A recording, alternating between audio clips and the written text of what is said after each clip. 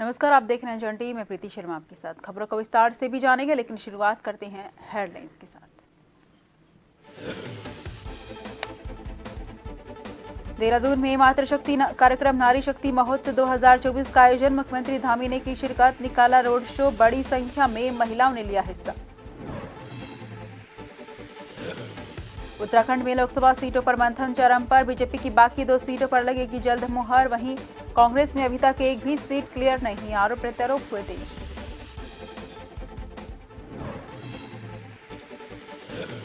देहरादून में जंगली जानवर के खौफ का हुआ अंत। आदमखोर गुलदार को वन विभाग ने पकड़ा। 2 महीने से फैला रखी थी दहशत।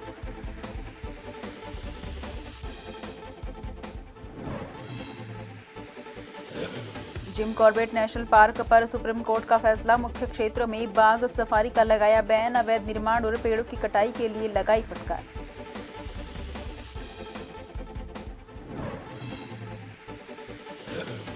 उत्तराखंड में कोरोना को लेकर अस्पतालों में अलर्ट। 2 महीने में 5 मरीज आए सामने, 1 की मौत। मुख्य चिकित्सक अधीक्षक ने की सतर्कता बरतने की अपील।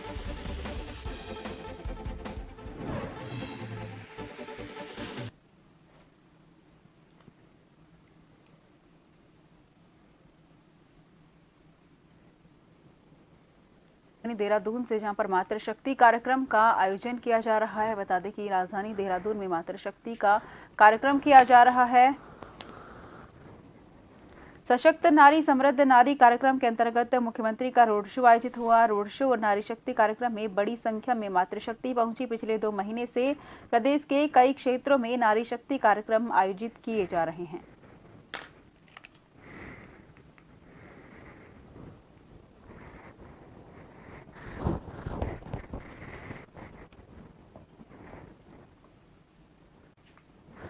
देहरादून में नियुक्ति पत्र वितरण कार्यक्रम का आयोजन हुआ। नव चयनित ग्राम विकास अधिकारियों को सीएम पुष्कर सिंह धामी ने नियुक्ति पत्र दिए। इस दौरान सीएम पुष्कर सिंह धामी ने कार्यक्रम को संबोधित भी किया। बता दें कि कहा कि डबल इंजन की सरकार से उत्तराखंड में लगातार तेज गति से विकास हो रहा है। मानिए कि अब आपको महत्वपूर्ण जिम्मेदारी मिल रही है। राधिका जी ने जैसे कहा कि वास्तव में ऊपर से शासन होगा, सरकार होगी, नीचे बीच में विभाग भी होगा, सीडीओ साहब भी होंगे, डीएम भी होंगे, पीडी भी होंगे, लेकिन जो सीधे कनेक्ट करने का काम है, सीधे लोगों की परेशानियों को समझकर उनको दूर करना है। उनके लिए सरलीकरण, जो गणेश जोशी जी अभी कह रहे थे, सरलीकरण किस प्रकार से हम कर सकते हैं, किस प्रकार से अधिक हम उनको संतुष्ट कर सकते हैं, उनको सेवा दे सकते हैं, उनकी समस्याओं का समाधान कर सकते हैं, वो सब काम करने की जिम्मेदारी आप सबके ऊपर आ गई है। आगामी लोकसभा चुनाव को लेकर बीजेपी ने 3 प्रत्याशियों के नाम की घोषणा कर दी है, जबकि अभी 2 लोकसभा प्रत्याशियों के नाम पर भी जल्द ही मुहर लग जाएगी। वहीं बीजेपी प्रदेश अध्यक्ष ने कांग्रेस के साथ ही सभी दलों पर तंज कसते हुए कहा कि ऐसा पहली बार होगा जब सभी दलों की जमानत जब्त होगी, इसलिए ऐसी परिस्थिति में दूसरे दलों का चुनाव न लड़ना ही हितकारी है। उन्होंने कहा कि यही वजह है कि आज कांग्रेस सहित कई दलों के बड़े चेहरे बीजेपी में शामिल हो रहे हैं।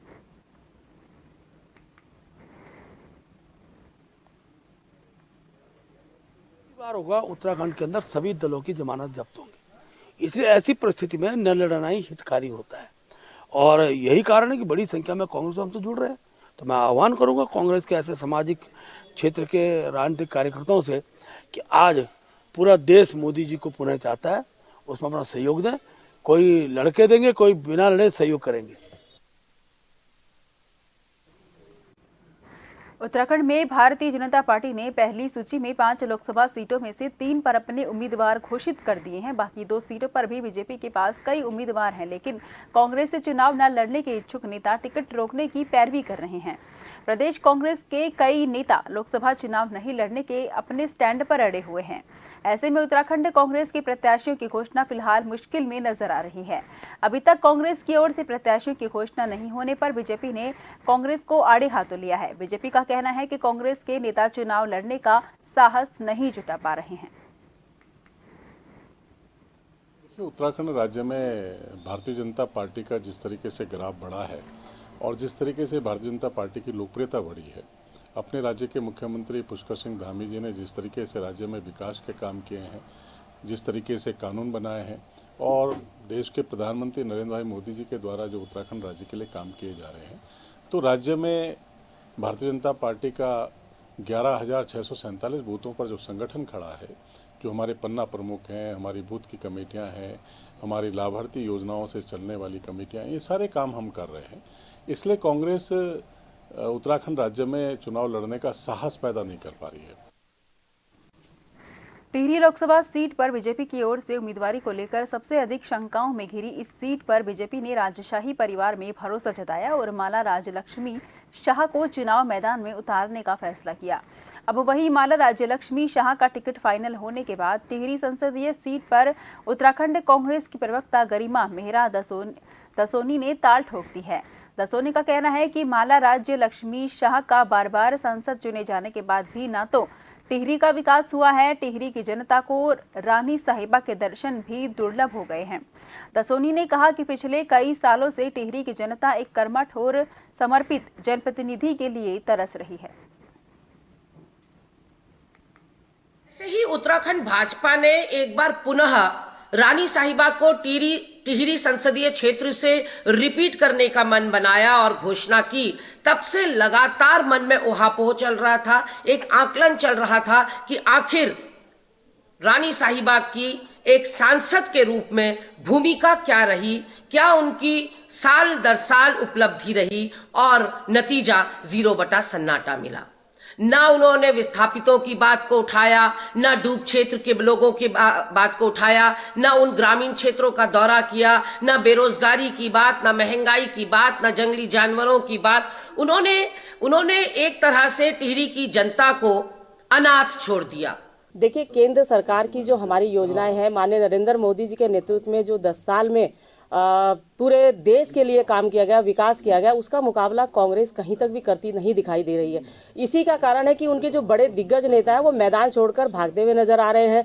और उसी के साथ में अब हमारी एक नेत्री जी कह रही है कि वो टिहरी से रानी जी का मुकाबला करेंगी, तो रानी जी का मुकाबला करने के लिए उनको बहुत सोच समझ के मैदान पे उतरना पड़ेगा।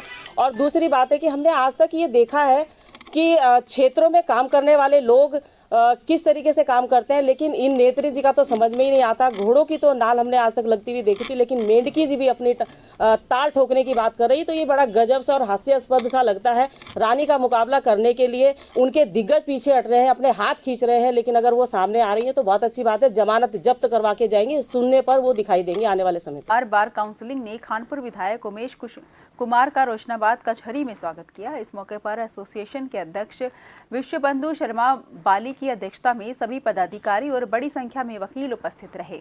उमेश कुमार ने सभा को संबोधित करते हुए कहा कि वकील समाज के सबसे मजबूत स्तंभ में गिना जाता है। उन्होंने सभी वरिष्ठ अधिवक्ताओं और साथी सहयोगियों को दिल से आभार व्यक्त किया। समाज का सबसे मजबूत स्तंभ में गिने जाते हैं और सभी वरिष्ठ अधिवक्ताओं और हमारे साथी सहयोगी, जो हमारे छोटे बड़े सभी का जो प्यार मिला, जो सहयोग मिला, उसके लिए मैं पूरी बार एसोसिएशन का हृदय से आभारी हूँ।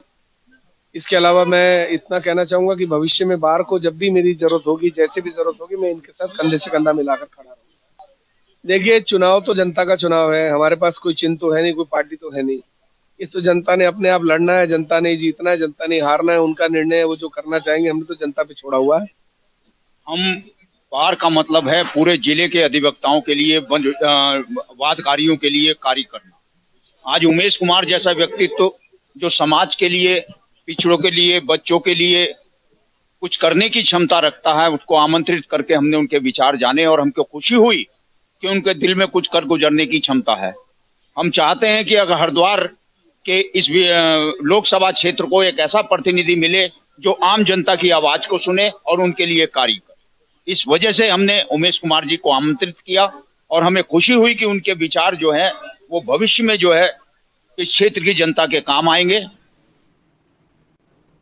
रामनगर विधानसभा क्षेत्र के अंतर्गत कई वन ग्राम आज भी मूलभूत सुविधाओं से वंचित हैं। इन ग्रामीण क्षेत्रों में रहने वाले ग्रामीण लंबे समय से सरकार से मूलभूत सुविधाएं देने के साथ ही वन ग्रामों को राजस्व गांव बनाने की मांग को लेकर लंबे समय से आंदोलन भी कर रहे हैं, लेकिन सरकार की अपेक्षा के कारण यहां रहने वाले ग्रामीण आज भी परेशान हैं, जिसको लेकर गुरुवार को वन ग्राम सुंदर खाल के मनोनीत ग्राम प्रधान पृथ्वीराम के नेतृत्व में ग्रामीणों ने रामनगर वन प्रभाग के डीएफओ दिंगात नायक से मुलाकात करते हुए कहा कि उनके क्षेत्र में वन्यजीवों का खतरा बना हुआ है और वन्यजीव जंगल से अब आबादी की ओर रुख कर रहे हैं। वन्यजीवों से सुरक्षा को लेकर सड़क किनारे सुरक्षा जाल लगाने के साथ ही लाइट उपलब्ध कराए जाने की मांग की है। मामला है एक तटबंध ना उसका जाल का और दूसरा है लाइट का। लाइट हाँ बिल्कुल अंधे में हम जानवरों का खतरा भी है, तो कैसे जिए बाल बच्चे जो भी है। तो क्या कहा डीएफओ ने? और उन्होंने हम कोशिश पर लगे हैं, करेंगे। वाइल्ड एनिमल्स का जो मूवमेंट है उसके लिए कुछ रोकथाम करते हुए वहाँ पे फेंसिंग कराने के लिए पूछा गया था और उसके साथ साथ उनका सोलर लाइट का भी आवश्यकता है। सोलर लाइट को आज ही लगा रहे हैं, उनको ऑलरेडी बता दिया है हमने वहाँ पे सोलर लाइट लगाने के लिए। और उसके साथ साथ हम डीएम मैडम से भी अनुरोध करेंगे कि यहाँ का वाइल्ड एनिमल कॉन्फ्लिक्ट को कम करने के लिए फेंसिंग का कुछ अगर प्राविधान हो सकता है तो करा दें।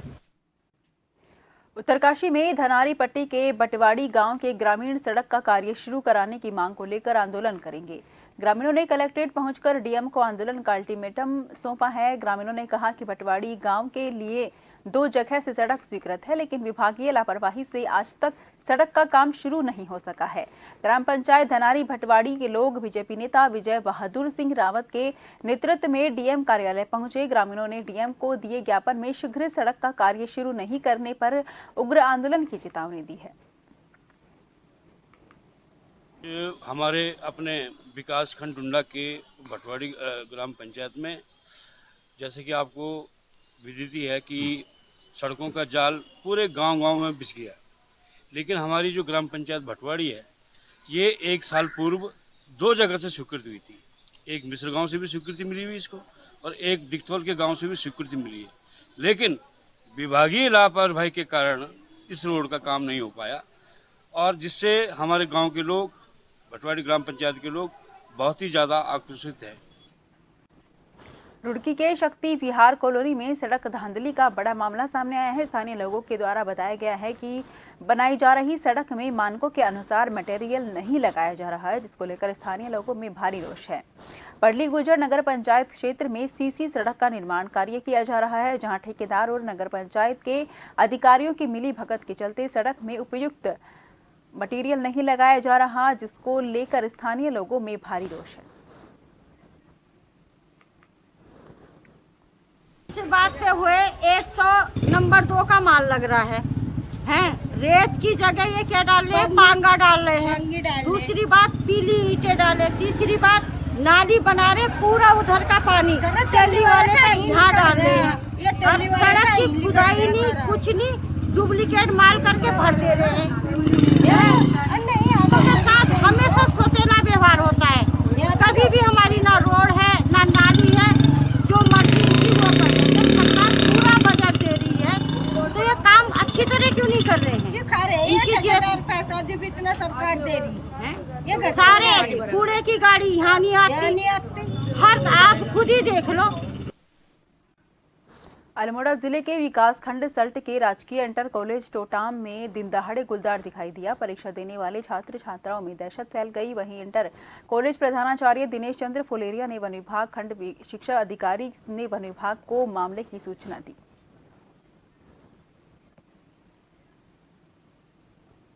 इनको बाघ से बचाव हेतु जानकारी दी जा रही है। राजकीय इंटर टोटाम कॉलेज में जो परीक्षाएं चल रही है बच्चों में, वहाँ हमारी टीम लगातार बनी हुई है। बच्चों को इससे दहशत से बचाने के लिए उनको वो बताया जा रहा है कि किस तरीके से वो आप बचाव करें। सुबह और शाम को अपने माता पिता के साथ जाएं या अकेले कहीं ना निकले, बच्चों को बता दिया है। इससे गाँव वासियों का भी काफ़ी सहयोग मिला है, वो भी सहयोग कर रहे हैं अपने बच्चों को लाने ले जाने में। उनके द्वारा निरंतर वो भी आ ही रहे हैं। देहरादून में गुलदार की दहशत में रहने पर मजबूर लोगों के लिए एक बड़ी खुशखबरी है। कई क्षेत्रों में दहशत फैलाने वाला गुलदार आखिरकार वन विभाग ने पकड़ लिया है। बता दें कि इस गुलदार को देहरादून के किमाड़ी क्षेत्र के पास से वन विभाग की टीम ने रेस्क्यू किया है। 2 बच्चों की जान लेने और कई लोगों पर जानलेवा हमला करने के बाद वन विभाग की टीम 2 महीनों से इस गुलदार की तलाश में जुटी हुई है। डीएफओ वैभव सिंह के अनुसार इस गुलदार के शिकार करने वाले दांत यानी कि कैनाइल क्षतिग्रस्त थे, जिसकी वजह से ये जानवरों का शिकार करने में असमर्थ था और इंसानी बस्तियों की ओर से आसान शिकार की तलाश में अक्सर आता था। पितरली के आसपास क्षेत्रों में हमारे द्वारा विगत 2 माह से बाघों को ट्रैक किया जा रहा था, इस क्षेत्र में जो एक्टिव हैं, और कैमरा ट्रैप्स के माध्यम से उनकी मॉनिटरिंग की जा रही थी। उनके आने जाने के जो रास्ते हैं उसको फॉलो किया जा रहा था। तो आज सुबह हमारी टीम को कामयाबी मिली है और विगत 2 माह के अंतर्गत इस बाघ के द्वारा जो 2 घटनाएं इस क्षेत्र में की गई हैं। पहली घटना 26 दिसंबर को की गई थी सिंगली के पास, दूसरी घटना गलजवाड़ी के पास अभी कुछ दिनों पहले इसके द्वारा की गई थी। तो मुझे खुशी है कि जो हमारा 2 महीने का रेस्क्यू ऑपरेशन था आज वो समाप्त हुआ है और जो एनिमल था उसको सही तरीके से आइडेंटिफाई करके आज उसको कैप्चर। सुप्रीम कोर्ट ने बुधवार को विश्व प्रसिद्ध उत्तराखंड के नैनीताल जिले के रामनगर में स्थित जिम कॉर्बेट नेशनल पार्क में बाघ सफारी पर बैन लगा दिया है। कोर्ट ने अपने फैसले में कहा कि ये साफ है कि राष्ट्रीय वन्यजीव संरक्षण योजना संरक्षित इलाकों से परे वन्यजीव संरक्षण की जरूरत को पहचानती है। आदेश के बाद अब केवल जिम कॉर्बेट नेशनल पार्क के परिधीय और बफर जोन में बाघ सफारी की छूट दी जाएगी। अदालत ने कॉर्बेट टाइगर रिजर्व में अवैध निर्माण और पेड़ों की कटाई के लिए उत्तराखंड के पूर्व वन मंत्री हरक सिंह रावत और तत्कालीन प्रभागीय वन अधिकारी किशन चंद को भी फटकार लगाई है। इसके अलावा कोर्ट ने महाभारत के एक उदाहरण का हवाला देते हुए कहा कि बाघ के बिना जंगल नष्ट हो रहे हैं और इसलिए सभी बाघों की रक्षा करनी चाहिए। हम टाइगर सफारी की अनुमति दे रहे हैं, लेकिन ये फैसले में जारी हमारे निर्देशों के अधीन होगा।